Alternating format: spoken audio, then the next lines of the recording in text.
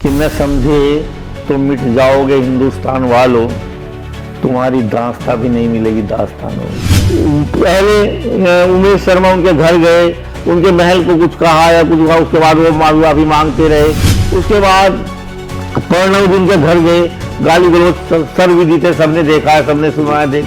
छोटे छोटे विषय पर हम अपनी जाति बिरादरी को लेकर के विवाद करेंगे और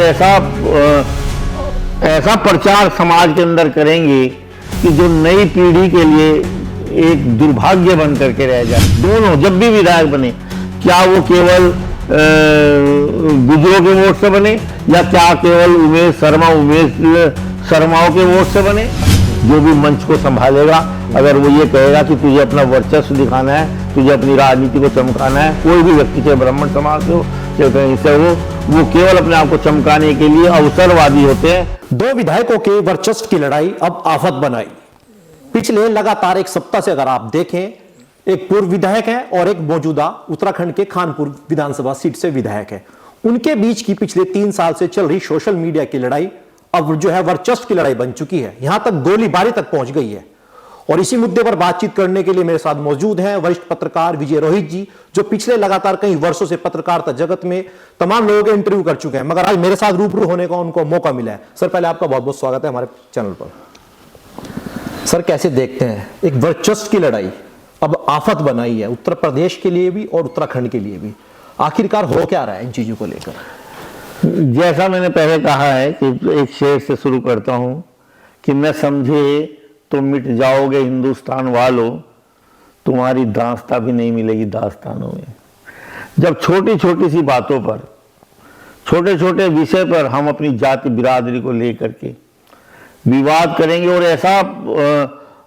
ऐसा प्रचार समाज के अंदर करेंगे कि जो नई पीढ़ी के लिए एक दुर्भाग्य बन करके रह जाए, इससे बड़ी बात कुछ नहीं हो सकती। जहां मंचों से खड़े होकर के बुजुर्ग इस बात के दावे करते हो कि वो दूसरे जाति के लिए, दूसरी कास्ट के लिए आज विरोध प्रदर्शन कर रहे हैं, तो इससे ज्यादा दुर्भाग्यपूर्ण कुछ नहीं हो सकता। जहां तक बात आप दोनों विधायकों की कर रहे हैं, पहली बात तो मैं ये कहना चाहता हूं और आपके माध्यम से लोगों तक पहुंचाना चाहता हूं कि जब वो विधायक बने, दोनों जब भी विधायक बने, क्या वो केवल गुजरों के वोट से बने या क्या केवल उमेश शर्माओं के वोट से बने। वो समस्त लोगों का वोट, एक छोटे से सभासद से लेकर के और एक प्रधानमंत्री तक जब सबके वोट हाथ जोड़ करके पांव पकड़ करके मांगता है, उस समय वो जातियां कहां चली जाती हैं। और अगर सबका सहयोग होता है तो सभी मिलकर के समझौते की तरफ क्यों नहीं बढ़ते, सभी अपने अहंकार के कारण विवाद की तरफ क्यों बढ़ते हैं। पहले उमेश शर्मा उनके घर गए, उनके महल को कुछ कहा या कुछ कहा, उसके बाद वो माफी मांगते रहे। उसके बाद प्रणव जी उनके घर गए, गाली गलौज सर भी दी थे, सबने देखा है, सबने सुना है। गाली गलौज किया, दुनिया भर की वो दी, गोलियां चलाई। ये बात ठीक है कि वो भी गोलियां उन्होंने राजनीतिक लहजे में चलाई, वो किसी को मारने के लिए नहीं चलाई, कि एक माहौल बनाने के लिए चलाई। ये प्रत्येक व्यक्ति समझता है, इतना विवेक सब लोग रखते हैं, वरना वहां कोई घटना घट भी सकती थी, लेकिन उन्होंने बड़े तरीके से समझ करके किया कि मैं मारने नहीं जा रहा हूँ, डराने जा रहा हूँ। तो क्या आप मानते हैं कि सिर्फ वहां पर एक फिल्मी अंदाज में से मैं मानता हूँ और वो अच्छी बात है उनकी। हाँ। वो उनका गुण नहीं है, उनका गुण है, राजनीति में मिश्रित है कि वो मैं जो करने जा रहा हूँ वो मैं एक नोटंकी करने जा रहा हूँ या सत्यता करने जा रहा हूँ। आपकी बात हो, क्या एक विधायक को, पूर्व कैबिनेट मंत्रियों को इस तरीके से किसी कार्यालय पर गोलियां चलाना, क्या आप सही मानते हैं? बिल्कुल सही नहीं मानता, मैं बिल्कुल भी सही नहीं मानता। और किसी भी तरह से अगर मान लो उमेश शर्मा भी पहले गए हैं वहां पर, उमेश कुमार भी पहले गए, उमेश कुमार को भी चाहिए था कि मध्यस्थ बना करके बात करें, वहां ना जा करके झगड़े के ढंग से अपनी बात रखने के लिए मध्यस्थ बनाते, दोनों पक्षों को लेकर के बीच में बैठ करके अपने जो मन मुटाव है उनको दूर करते। इतना लोगों को दिखावा और प्रदर्शन करने की जरूरत नहीं थी। लेकिन उसके बाद जो हुआ कि इधर गुज्जर समाज खड़ा हो गया और गुज्जर समाज ने कहा, ब्राह्मणों को बुरा भला कहना शुरू कर दिया और ब्राह्मणों ने गुज्जर समाज को कहना शुरू कर दिया, एक विवाद के लिए, एक संघर्ष के लिए तैयार हो गए। तो इससे अभागा और क्या हो सकता है राष्ट्र के लिए कि हम क्या इतने बटे हुए हैं आपस में। कल हम हिंदू और मुसलमान की बात करेंगे आज हम आपस में इतनी बुरी तरह से एक दूसरे के विरोधी बन जाते हैं। संख्या किसी की छोटी हो या बड़ी हो, ज्ञान प्रत्येक व्यक्ति रखता है, लेकिन उसमें कई बार ऐसे लोग पीस जाते हैं जिनका कोई दोष नहीं होता, साथ लगे रहते हैं, साथ होते हैं वो, केवल उन्हें ये नहीं पता कि विषय क्या है, किस लिए। बस तू गुज्जर है इसलिए तुझे उनको टारगेट बनाना है, तू ब्राह्मण है इसलिए तुझे उनको गुज्जरों को टारगेट बनाना है। ज्ञान नहीं होता, उनके पास समझ नहीं होती। तो ऐसी परिस्थिति में ऐसा दोबारा न हो, कम से कम ये संकल्प लेना चाहिए। तीसरा इसमें एक कारण हुआ कि जब न्यायालय में गए, या तो आप संविधान के प्रति श्रद्धा न रखें, स्पष्ट कहें हम श्रद्धा नहीं रखते। न्यायालय में से ये भी हो सकता था कि उमेश शर्मा को जेल हो जाती, उनको जमानत हो जाती प्रणव को। अब इसी बात को लेकर विरोध भी हो रहा है। हाँ, अब प्रणव को जेल भेज दिया। हाँ। न्यायालय ने भेजा ना। इसमें उमेश शर्मा या कोई पार्टी या शर्मा या पंडित समाज, वो तो कोई दोषी नहीं है ना। और न्यायालय ने उसको जमानत दे दी और आगे कार्यवाही हुई। हाई कोर्ट में तमाम सारे कागज उमेश शर्मा के जो विरुद्ध हैं, जो जितनी घटनाएं उसने अभी तक की होंगी, सब मंगाए हुए हैं। तो न्यायालय पर भरोसा करो, न्यायालय को अपना काम करने दो। आपस में इतना झगड़ा, आपस में तो अगर ये बुजुर्ग है, कोई बड़े हैं, समाज है, जिसे समाज कहते हैं, ये गुज्जर समाज है, ये ब्राह्मण समाज है, आपस में बैठे कहे कि नहीं, ये दो लोगों के अपने वर्चस्व के अहंकार की लड़ाई है, इसमें हमारा समाज कोई किसी के पक्ष में या विपक्ष में नहीं है, न पक्ष में न विपक्ष में, हम सबके साथ है, सबको मिलकर चलना है। बल्कि बुजुर्ग खड़े होकर के पगड़ी बांध के कहें कि देखो भाई, किसी भी तरह का भड़काए मत आना, हम लोग सब एक हैं और हम एक रहेंगे। राष्ट्र हित में जो हो सकता है वो करेंगे, राष्ट्र अहित में जो होता है वो हम नहीं करेंगे। कुछ लोगों सर ये भी मानना है कि मीरापुर से चौधरी वीरेंद्र सिंह गुज्जर इस आग में घी डालने का काम कर रहे हैं।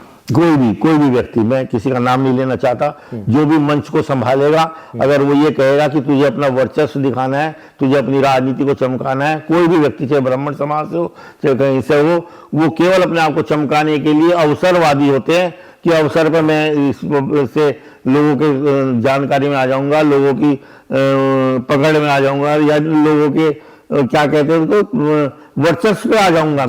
मैं वर्चस्व की किसी की लड़ाई लड़ रहा हूं तो मैं नेम फेम की तरफ बढ़ जाऊंगा। ये सब कारण होता है, ये हमेशा होता रहा, जहां होता है वहां परिणाम खराब आते हैं। देखिए सर, इस प्रकरण में राकेश टिकैत की भी एंट्री हो चुकी है, उस एंट्री को कैसे देखते हैं? हाँ, राकेश टिकैत की जो एंट्री हुई है, बहुत ज्यादा सम्मान मंचों से राकेश टिकैत ने नहीं पाया है, बहुत ज्यादा। आप उनका इतिहास उठा के बिरादरी की लड़ाई लड़ता है, वो कितनी बिरादरी, बहुत ज्यादा सम्मान नहीं पाया है। आप जो काम मेरे घर का मेरे घर में निमट सकता है, मुझे जरूरी नहीं कि किसी और को बुलाएं, और जरूरी आने वाला कोशिश कर रहा है तो इसका मतलब वो भी वही बात कह रहा है जो मैं कह रहा हूं कि वो केवल राजनीति चमकाने के लिए।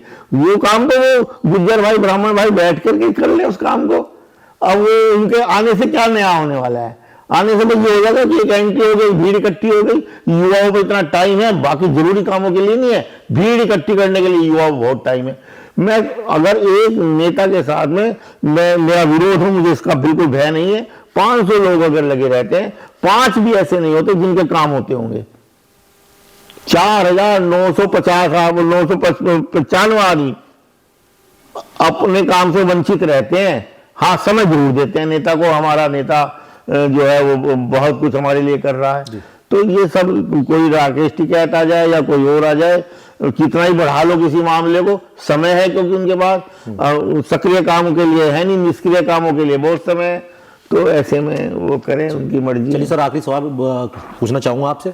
सर, अब आप देखते हो जिस प्रकार अब दो समाज के बीच जो खाई पैदा हुई है, उस खाई को दूर करने के लिए क्या कुछ हमारे दर्शकों को अपील करना चाहेंगे? मैं बिल्कुल ये कहूंगा, हम दोनों अलग नहीं है। मेरे कार्यालय में गुज्जर भाई 2-3 हैं, ब्राह्मण परिवार हैं, क्या मुझे छोड़ के चले जाएं? क्या अगर दोनों उमेश में प्रणव में झगड़ा हुआ है तो वो कह दे कि अब हम विजय रोहित के कार्यालय में जाएंगे, वो तो ब्राह्मण है। हमें एक हो करके ही नव निर्माण करना पड़ेगा। राष्ट्र हित में जो सोचेगा उसे नव निर्माण करना पड़ेगा, और वो नव निर्माण तब होता है जब हम सब एक दूसरे के गले लग करके एक दूसरे के दर्द और पीड़ा को खींचने का काम करें, न कि एक दूसरे को दर्द दे करके या पीड़ा दे करके हम सोचे हम बड़े नेता हो जाएंगे। कभी नहीं हो सकता। इतिहास सब देखता है, और उसका अभी भी दोनों पक्षों को आप समझ लीजिए, दोनों पक्षों को अभी भी ज्ञान आ जाए और ये समझे कि ये उनकी दोनों की व्यक्तिगत लड़ाई है, बैठ करके 2-4 लोग जाए इस बात को सुलहनामा करा करके जो तय कराए, लेकिन आपस में विरोध ना करें। ब्राह्मण उनके हैं, गुज्जर हमारे हैं, हम बिल्कुल अलग नहीं हैं, हम सब एक हैं, हमें एक ही होना चाहिए। चलिए, बहुत बहुत शुक्रिया सर अपना कीमती समय देने के लिए। तो ये तो वरिष्ठ पत्रकार विजय रोहित जी, जिन्होंने उत्तराखंड में हो रही सियासत को लेकर, वर्चस्व की लड़ाई को लेकर कहीं ना कहीं हमारे चैनल के माध्यम से अपील करी है कि दोनों समाज अपने हैं और आपस में जो है इन चीजों को लेकर खाई पैदा ना करें। तो दिखाएंगे आपको अगली वीडियो, तब तक के लिए इजाजत।